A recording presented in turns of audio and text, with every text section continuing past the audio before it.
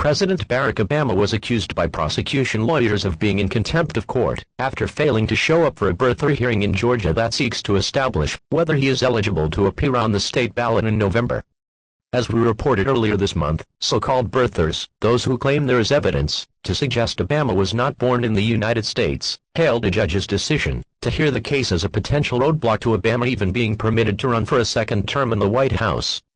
Lawyers for area residents mounting birther challenges told Deputy Chief Judge Michael Maliti that Obama should be found in contempt of court for not appearing when under subpoena to do so. But Maliti did not indicate he would recommend that, and cut off one lawyer when he criticized Obama for not attending the hearing, reports the Atlanta Journal-Constitution.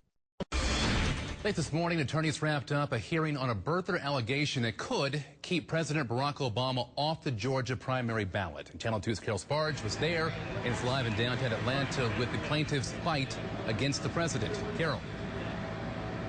Well, Fred, those who filed the lawsuits had requested that President Obama and his attorney be here in the courtroom this morning. They did not show up.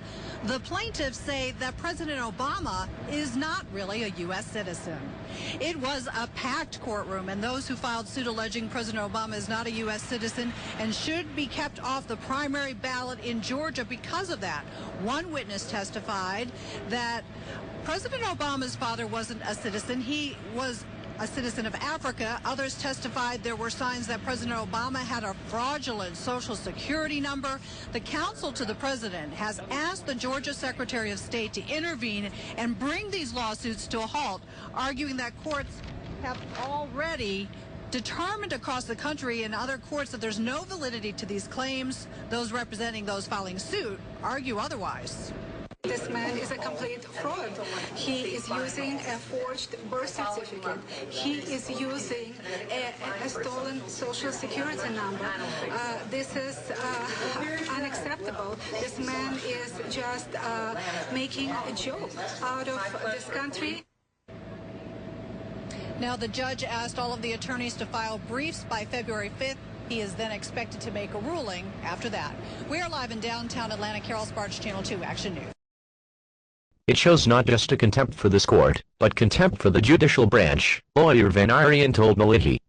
Earlier this week, Obama's lawyer, Michael Jablonski, requested that Secretary of State Brian Kemp suspend the hearing, claiming it was not a legitimate issue, and insisting he and his client would boycott the hearing.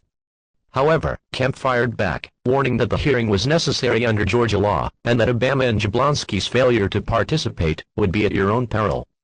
Attendants packed the Georgia courtroom yesterday for the trial brought by residents who affirm that Obama was born in Kenya, making him ineligible to be U.S. president.